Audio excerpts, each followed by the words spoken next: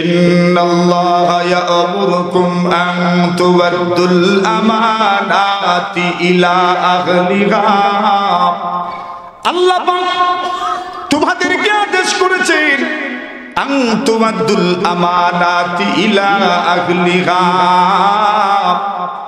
আমানত হকদারদের কাছে পৌঁছে দাও।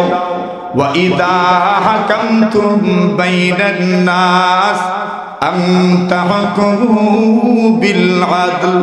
আল্লাহ রাব্বুল আলামিন বলেন, যখন তোমরা মানুষের মধ্যে সালিশি করবা, বিচার কার্য সম্পাদন করবা, আল্লাহ বলেন আন তাহকুমু বিল আদল, ইনসাফের সাথে বিচার করো, ইনসাফের সাথে বিষয়ের মীমাংসা করো।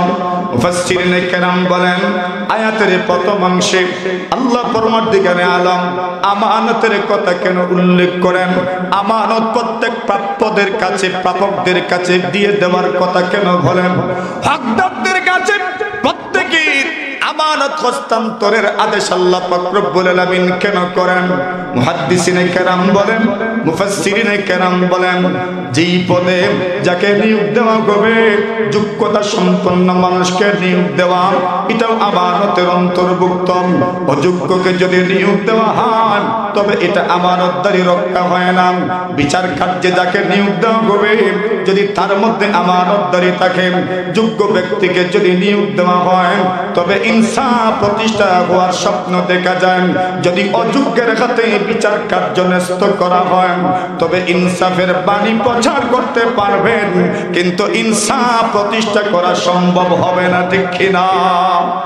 আল্লাহর জমিনে ইনসাফ প্রতিষ্ঠা করা যেমন আল্লাহর বিধান, কিন্তু আল্লাহর জমিনে ন্যায় ও ইনসাফ প্রতিষ্ঠা লাভ না করার পিছনেও অনেকগুলো কারণ আছে, যেগুলো ইনসাফ প্রতিষ্ঠার পথে বাধা হয়ে দাঁড়ায়। সেই কারণগুলো আল্লাহ তাআলা কুরআনে মাজিদের মধ্যে চিহ্নিত করেছেন। সেই কারণগুলোর মোটামুটি সামারি যদি আমরা আপনাদের সামনে উল্লেখ করি, তাহলে আল্লাহর জমিনে ইনসাফ প্রতিষ্ঠিত না হওয়ার, ন্যায় প্রতিষ্ঠিত না হওয়ার মোটা দাগের তিনটি কারণ আমাদের সামনে আসতে পারে। কয়টা কারণ? তিনটা। প্রথমেই আমরা উল্লেখ করছি ইনসাফ কেন প্রতিষ্ঠিত হবে না। ন্যায় ইনসাফ প্রতিষ্ঠার পিছনে, ন্যায় ইনসাফ প্রতিষ্ঠার পথে বাধা কোন জিনিস, প্রতিবন্ধকতা কোন জিনিস যদি মুঠা দাগে আলোচনা করা যায়, তাহলে ন্যায় ও ইনসাফ প্রতিষ্ঠার পথে প্রতিবন্ধকতা এবং বাধা হলো মোট কয়টা? তিনটা। এই তিন বাধা, প্রথম বাধার নাম হচ্ছে যাদের মাধ্যমে ইনসাফ প্রতিষ্ঠিত হবে তাদের মধ্যে নীতি নৈতিকতা নাই, আমানতদারি নাই। যাদের মাধ্যমে ইনসাফ প্রতিষ্ঠিত হবে, বিচার কার্য যাদের কাঁধে ন্যস্ত হবে, বিচার কার্যে দ্বারা দায়িত্বপ্রাপ্ত হবে, তারা যদি আমানতদার না হয়, যদি নীতিবান না হয়, তাহলে ইনসাফ আর ন্যায়ের যতই বাণী শোনান না কেন, যাদের মাধ্যমে ইনসাফ প্রতিষ্ঠিত হওয়ার সম্ভাবনা, তাদের মধ্যে আমানতদারি না থাকার কারণে ইনসাফ প্রতিষ্ঠা হওয়ার স্বপ্ন দেখা সম্ভব নয়। কথা বলেন ঠিক না? এটা হলো এক কারণ। দুই নম্বর কারণ হলো সমাজে ইনসাফ প্রতিষ্ঠিত কেন হবে না? ইনসাফ প্রতিষ্ঠার পথে প্রতিবন্ধকতা, অন্তরায় আর বাধা কি? বলছেন ইনসাফ এবং ন্যায় প্রতিষ্ঠার পথে বাধা আর অন্তরায়ের আরেকটা হলো স্বজন প্রীতি। কি কি? স্বজন প্রীতি। নিজের অথবা নিজের বন্ধু বান্ধব অথবা আত্মীয় স্বজনের পক্ষপাতিত্ব করা, এই কারণে সমাজে ইনসাফ প্রতিষ্ঠিত হয় না। তিন নম্বর কারণ হলো সমাজে ইনসাফ প্রতিষ্ঠিত না হওয়ার তিন নম্বর কারণ হলো দলীয়তা, সাম্প্রদায়িকতা। কয়টা হইল? কথা বলেন, কয়টা হয়েছে? তিনটা। এক নম্বর হলো যারা বিচার কার্য সম্পাদন করবেন, যারা বিচার কার্য পরিচালনা করবেন, যারা সালিশি করবেন, তাদের মধ্যে যদি আমানতদারি না থাকে তবে ইনসাফ প্রতিষ্ঠিত হবে না। দুই নম্বর ইনসাফ প্রতিষ্ঠার পিছনে অন্তরায় হলো পক্ষপাত দুষ্ট আচরণ, অর্থাৎ যিনি ইনসাফ প্রতিষ্ঠা করবেন, বিচার করবেন, সালিশি করবেন, উনি যদি নিজের এবং বন্ধু বান্ধব আত্মীয় স্বজনের পক্ষপাতিত্ব করেন তবে সমাজে ইনসাফ প্রতিষ্ঠা করা সম্ভব নয়। 3 নম্বর, কেউ যদি সাম্প্রদায়িক হয়ে যায় অথবা যদি দলীয় প্রভাবে প্রভাবিত হয়, দলের সদস্যদের রক্ষা করার আবেগ প্রবণ যদি হয়ে যায় তবে সমাজে ইনসাফ প্রতিষ্ঠা করা যাবে না। এই 3টা কথাই মহান আল্লাহ তাআলা কোরআনে মাজিদের মধ্যে উল্লেখ করেছেন এবং এই 3টি অন্তরায়ের কারণ যদি আমরা নিজের থেকে দূরে রাখতে পারি তবে সমাজে কিভাবে ইনসাফ প্রতিষ্ঠিত হয় এর নজির এবং দৃষ্টান্ত রাসূল সাল্লাল্লাহু আলাইহি ওয়াসাল্লাম এবং সাহাবায়ে কেরামের মাধ্যমে আমাদের সামনে আল্লাহর রাসূল সাল্লাল্লাহু আলাইহি ওয়াসাল্লাম এবং সাহাবায়ে কেরামের আমল আমাদের সামনে রয়েছে।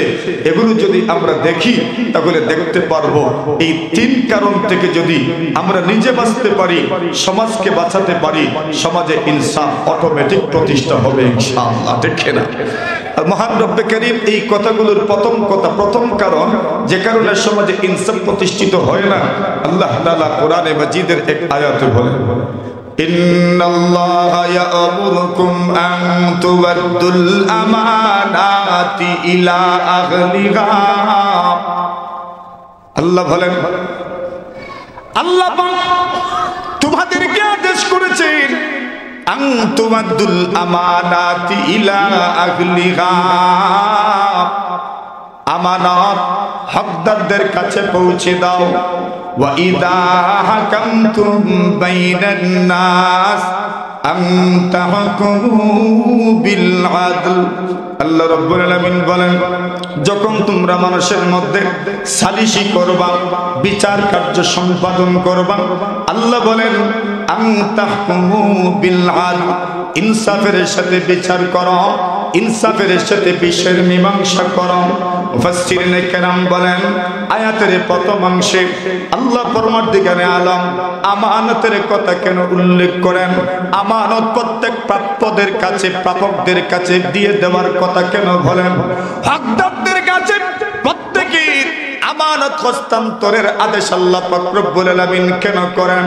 মুহাদ্দিসিনে কেরাম বলেন, মুফাসসিরিনে কেরাম বলেন, যেই পদে যাকে নিয়োগ দেওয়া হবে, যোগ্যতা সম্পন্ন মানুষকে নিয়োগ দেওয়া, এটাও আমানতের অন্তর্ভুক্ত।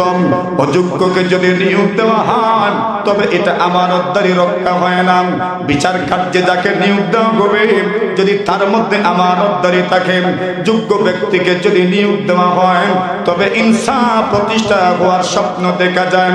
যদি অযোগ্যের হাতে বিচার কার্য ন্যস্ত করা হয় তবে ইনসাফের বাণী প্রচার করতে পারবেন, কিন্তু ইনসাফ প্রতিষ্ঠা করা সম্ভব হবে না, ঠিক কিনা?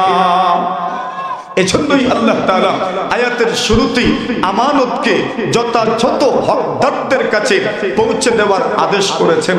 মুফাসসিরিনে কেরাম লিখেন, প্রত্যেকটি মানাসিব আল্লাহর জমিনে, এই সুন্দর জমিনটাকে সুশৃঙ্খল ভাবে পরিচালিত করার জন্য যত উহদা আছে, যত মানসাব আছে, যত পদ আছে, যত দায়িত্ব আছে, সেগুলো আমানতের অন্তর্ভুক্ত। এক হাদিসে রাসূলুল্লাহ সাল্লাল্লাহু আলাইহি ওয়াসাল্লাম বলেন, ইমামু দামিন ওয়াল মুয়াজ্জিনু মু'তামারুন। আল্লাহর রাসূল সাল্লাল্লাহু আলাইহি ওয়াসাল্লাম বলেন, ইমাম হচ্ছেন জামিন আর মুয়াজ্জিন হচ্ছেন নির্ভরযোগ্য মানুষ, যার উপর ভরসা করা যায়, যিনি নির্ভরতার একজন পথিক। সুতরাং যত দুনিয়াতে মানুষ দায়িত্বশীল আছে, প্রত্যেকটা দায়িত্বশীল তার কাছে তার দায়িত্ব হলো আমানত। আপনি যেই ধরনের দায়িত্বশীল হন না কেন, সেই দায়িত্ব আপনার কাছে আমানত। যেই পদে আপনি সমাজ হক থেকে বঞ্চিত হবে না, কোন মানুষ তার অধিকার তার বলুণ্ঠিত হবে না, তার অধিকার খর্বিত হবে না। আর যদি খেয়ানতদার হয়, আমানত যদি তার কাছে না থাকে, তাহলে অবশ্যই অপর পক্ষের অধিকার বলুণ্ঠিত হবে, অধিকার খর্বিত হবে, সে অবশ্যই তার ন্যায্য অধিকার থেকে বঞ্চিত হবে, শুধু শুধু ওই বিচারকের কারণে। কেন? তার কাছে নৈতিকতা নাই, আমানতদারি নাই, ঠিক না? আর এমন বিচারক আমাদের সমাজে আছে না নাই? জোরে বলেন। আমাদের সমাজেও তো এমন বিচারক আছে